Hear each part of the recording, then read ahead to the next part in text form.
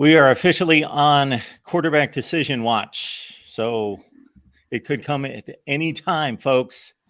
Welcome to the Voice of College Football, Ohio State Buckeyes Live. We're here on a Friday because these guys make it out to practice, and therefore that's a good thing that we get more intel from Steve Hellwagon, Bucknuts 247 Sports, Tony Gerdeman, BuckeyeHuddle.com, BuckeyeHuddle.com, Buckeye Weekly is the podcast, and then, of course, College Football Playbook. Guys, how are we doing today? Doing well. Great. It just brings into focus for somebody that's worked in the media and still does to a certain extent.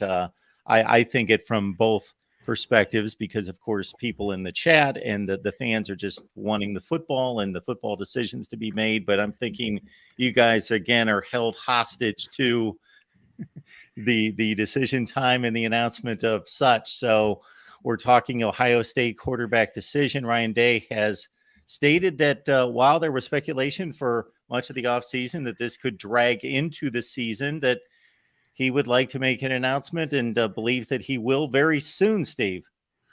Yeah, I think that what we're seeing is kind of the natural progression of events. I think the last two quarterbacks who took over at Ohio State, Justin Fields and CJ Stroud, I think everybody knew full well what was going to happen. And the timeline is very similar to those last two decisions that happened midway through the camp, about 2 weeks in and 2 weeks before the first game. We are currently 15 days out from the September 2nd season opener at Indiana, which will be seen on our network at CBS. Just a little plug there. So kidding aside, I think this is where it was supposed to be at this point. They're going to have a scrimmage on Saturday. It sounds like it is very close, neck and neck, between Kyle McCord, who has an extra year in the system, and Devin Brown, a redshirt freshman who was lightly used last year, just a couple, maybe 2 or 3 games, whatever it was. And so I think that they're going to get through this scrimmage, assess all the tape, and sit down as a staff. And Coach Day's next scheduled media appearance is Tuesday. And it is entirely possible he could come right out of the gate and fire out and say, this guy is going to be our starting quarterback. And moreover, I think that's what Ryan Day in a perfect world would like to do if he knows who it's going to be, because they want to get that person 70% of the reps going forward, getting ready for Indiana, because it's now game planning time when you're inside 2 weeks to the first game. So I think that that is the natural progression of events. Get through Saturday, see where they're at. But I do believe Devin Brown has really shaken this thing up. One parent who attended the scrimmage basically said they're both outstanding and they're both great people. So there's a lot to work with there.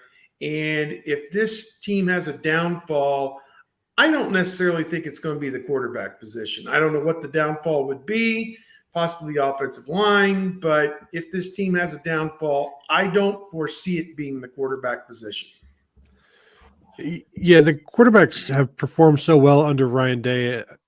I've said it before. It would take a greater leap of faith to expect them to not play well than it would be for them to play well. So I think you just go in expecting whoever wins it to put up good numbers and be a candidate, a serious candidate for all Big Ten. Just going based on every time Ryan Day has named a starting quarterback in the past, we're still not to that point. It's always after the second scrimmage. It was August 19th for Justin Fields. It was August 21st for CJ Stroud. It's, in the days, that's like the first time we talked to Ryan Day after the second scrimmage is when he tells us now, and that could be in the past. It has been, I think in 2019, it was the Monday after. In 2021, I think it was that Saturday after, or it may have been the same day or the day after a weekend scrimmage. So we are scheduled to talk to Ryan Day, I think, on Tuesday. And so maybe it will be then, or maybe, hey, we also talked to the Ohio State offensive coordinator on Monday, but I don't know that he would go ahead and jump the gun on that one. But yeah, I'm expecting it to be Tuesday. Ryan Day certainly does not want to go in to the Indiana game with two quarterbacks, playing two quarterbacks, still trying to figure it out. as he said, he wanted a starting quarterback back in the spring. I don't think he was upset that he didn't have one, because what that could have meant for the transfer portal if he had named a starter back in the spring. But now you need somebody to step forward, and even if both guys are playing starter worthy, you still got to have somebody out there, and that almost does. I don't know, does that create a bigger problem if the both guys are starter worthy? Because as he said, he wants somebody to just broaden the gap. He wants somebody to take a step forward, and that's the guy that you're going to go with. And if they're both playing okay in camp and nobody's doing that, then that creates an issue.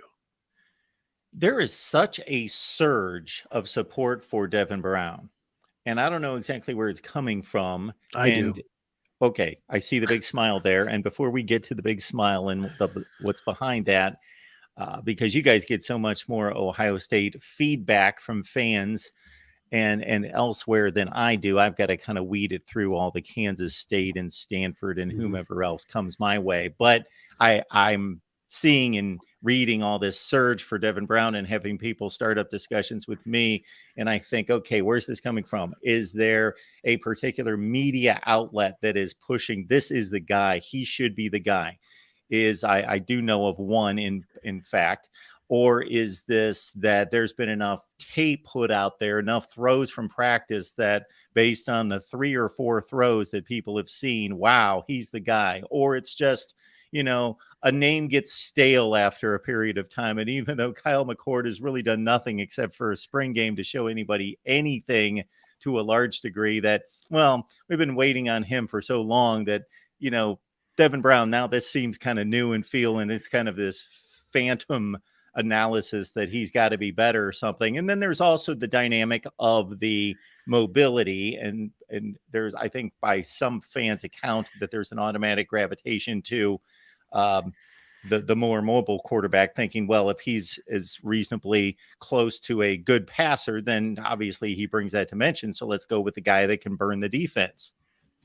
Yeah, I think you said it right there in terms of why a lot of Ohio State fans who want Devin Brown want him. It's because he is the more athletic guy, and 2 years of watching CJ Stroud not take advantage of that, I think, has gotten them to the point where they don't want to deal with that anymore. And so they're willing to just go ahead and take the less patient quarterback.